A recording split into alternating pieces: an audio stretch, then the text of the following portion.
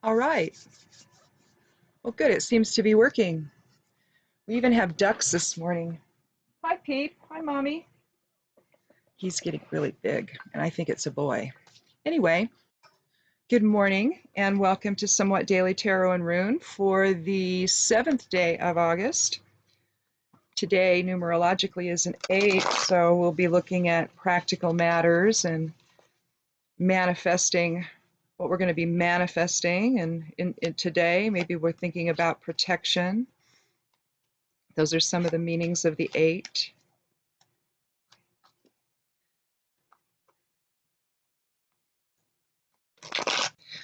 But in any event, how we do this every day is we draw a card and we draw a rune, unless we need to draw another card, because I draw a court card. And we can also draw another card if we want to have some more information.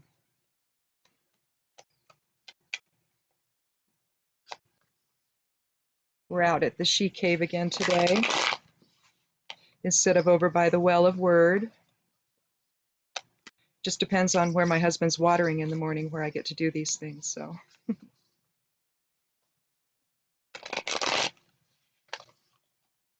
I've been harvesting tomatoes, and I've been harvesting enough to make 4 quarts each of tomato sauce each time. So that's been fun. I do that at night, canning away.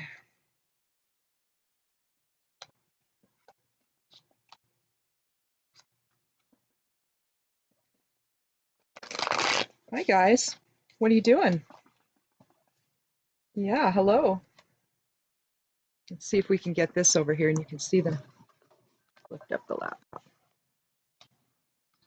I don't know if you see them down there or not. There's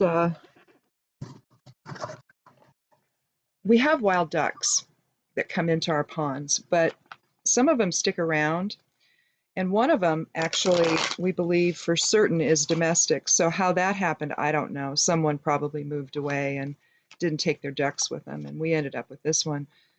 But we still consider them all wild. But we had this one this year, this female that was staying away from the other males, and but you know how long that doesn't last forever. And so anyway, she had one baby, and that's this guy right here.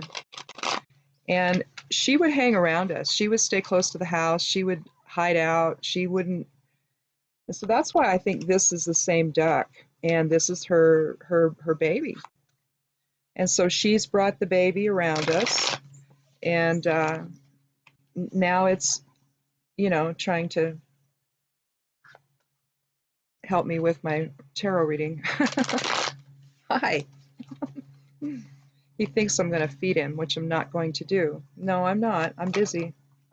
Oop, almost dropped a card. The Magician. It's like, get on with it. Or you drop everything. No, stay back now. Don't bite my toes. He'll find food any way he can, right? He's so cute. So anyway, let's count 13 and see what we have for today. Stop playing with the ducks.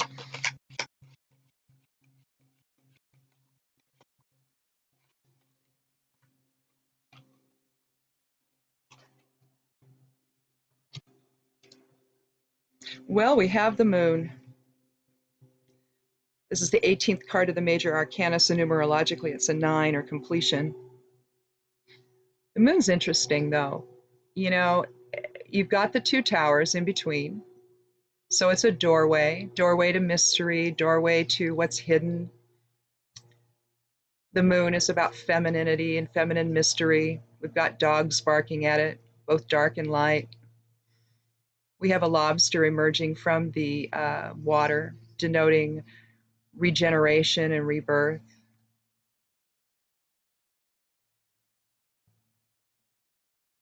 But basically, the moon would just like those dogs to shut up.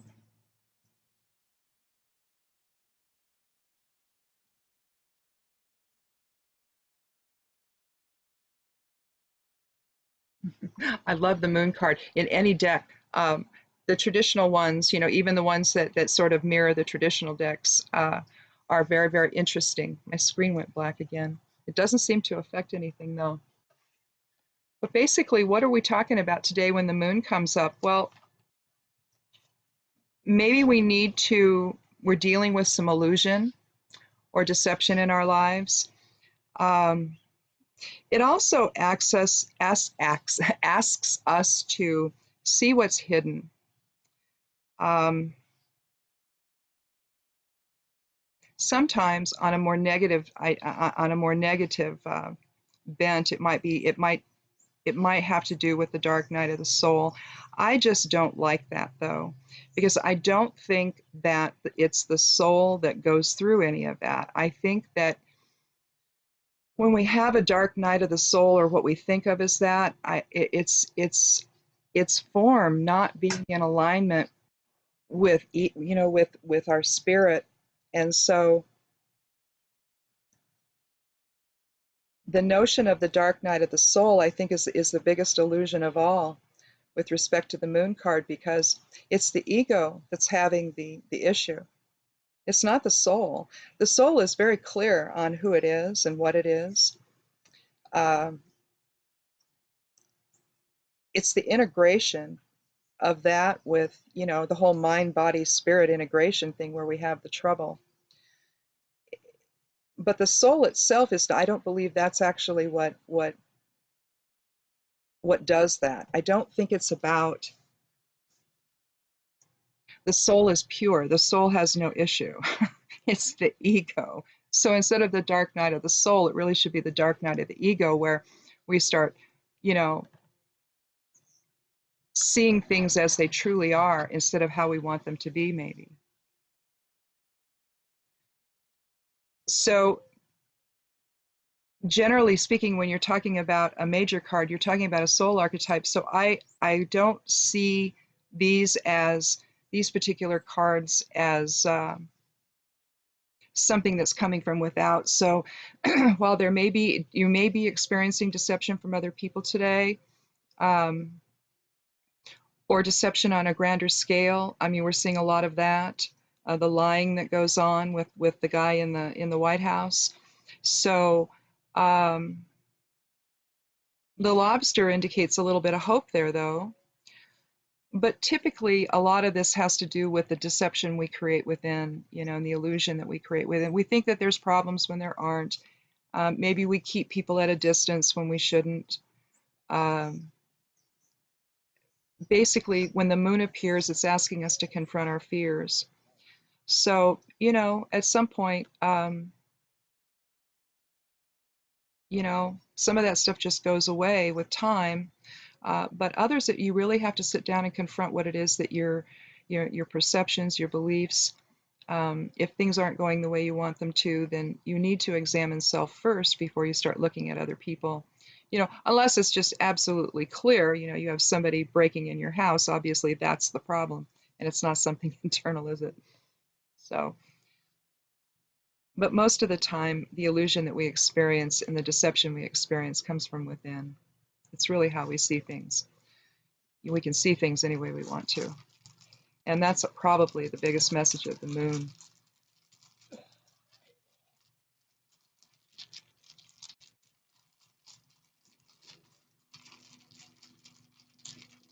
So let's look at the rune, though, and see if that gives us any more information. My husband's wondering about.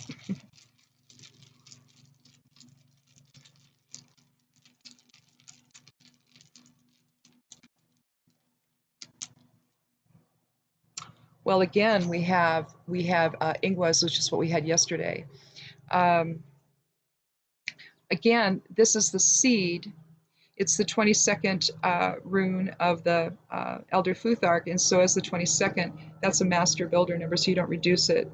It's a master number. It's called the master builder number, and so it's about what we manifest. And it's interesting because the Ingwas is basically, as we talked yesterday, can be written this way, or it can be drawn as two X's, like a genetic inheritance or a DNA strand. And so you're looking at the desire for expansion within.